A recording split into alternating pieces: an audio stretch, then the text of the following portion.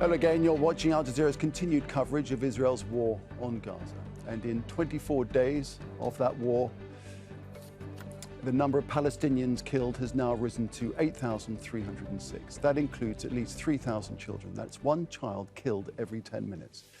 In the occupied West Bank, 121 people have been killed. The Israeli government says more than 1,400 Israelis were killed in Hamas's attack on October the 7th. And the Israeli military says there are 239 captives being held in Gaza. Hamas has released video of 3 of those captives it's holding in Gaza. They are heard criticising the Israeli Prime Minister Benjamin Netanyahu, and they call on the government to release Palestinians held in Israeli prisons in exchange for captives. Let's hear now from Akiva Eldar, who's a contributor to Haaretz Newspaper. He joins us live now from Tel Aviv for this perspective from Israel. And so, Akiva, this video, it's highly emotive and played by Hamas for full political gain, described by Netanyahu as cruel psychological propaganda. How is it being received in Israel? It comes, Nick, in the middle of a huge campaign. Right now, it is starting next to my house. There is an abducted Israeli soldier who, by the way, has an American passport. His father met with President Biden when he was here and visited also New York. And I think that what you see now in the streets in Tel Aviv and elsewhere is just the tip of the iceberg. Just to remind you, Nick, in 2006, an Israeli soldier was abducted, Gilad Shalit. And until 2011, for 5 years, there was a huge campaign. And we're talking about a single Israeli soldier. Now, just compare it to what's happening now with women, 30 little children abducted. The Israeli public opinion is divided between those who believe that Israel should pay any price. And you mentioned releasing the Palestinian prisoner. For Gilad Shalit, Israel released 1,000 Hamas prisoners, including Ismail Haniyeh. On the other hand, there are people like, for instance, in his press conference, Netanyahu said that when he was asked about the Gilad Shalit deal, that actually he admitted that this was a mistake. He should review this policy again. Right, so do you think that there's a sense that the captives that are held in Gaza and their safety, or not perhaps, how is it being factored in by the military planners of the ongoing assault? The message which is coming out of the Israeli government is, if you would to put it in a slogan, is that we are going to destroy the Hamas as if we don't have to care about the captives, and we'll do everything to get out the captives as if we don't have to destroy Hamas. And actually, Nick, it's a paradox, because the Israeli army, and even Netanyahu knows that every day that passes with those children and women in jail, and while Israel is striking both from the air and from the ground, the chances to get them out are getting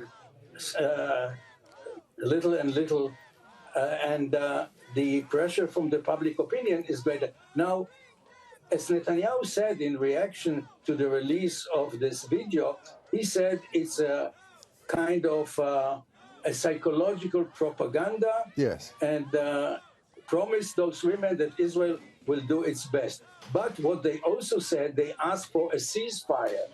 And this is something that Netanyahu, with his popularity, is not able to do right now, because he promised not to stop until he will put an end to the Hamas, and this may take months, if not more than a year. Right. So he's already under a lot of pressure, as you've been alluding to. So really, this just stacks it up even more. Yeah.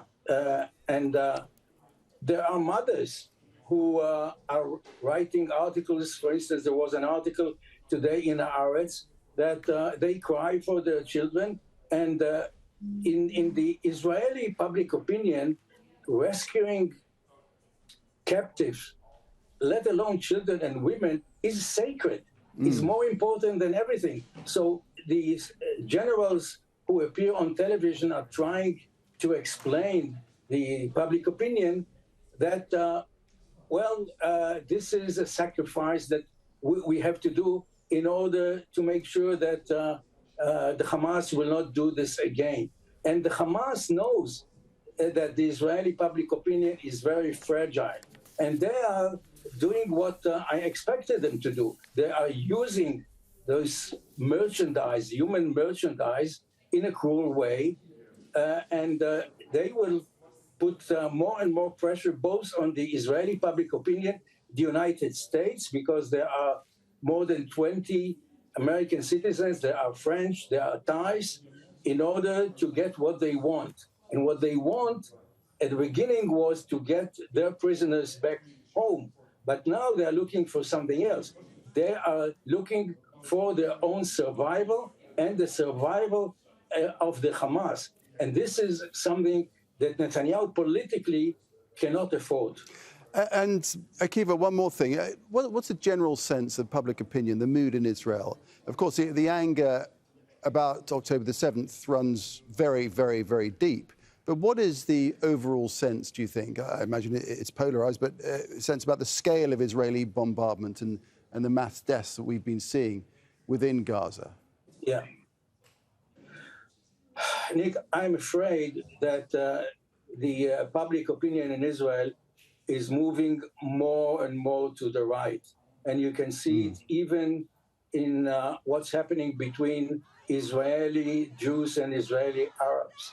An attack on dormitories in Netanyahu, where there are Israeli Arabs who are living there. The police is arresting Israeli Palestinians for incitements on social media. It's now becoming a kind of a zero-sum game. It's us or there, and there is no mercy, because if you pity the Palestinians, at the end, you will pay the price. So it's actually a battle on the narrative. And right now, the narrative in Israel is that we are the victims, and all Hamas people, all the people of Gaza, they supported Hamas, they deserve it. Unfortunately, this is the mood right now, Nick. All right, we'll leave it there for the moment. Do you appreciate your analysis, Akiva? That's Akiva Eldar, a contributor to Haaretz Newspaper, joining us from Tel Aviv. Thank you.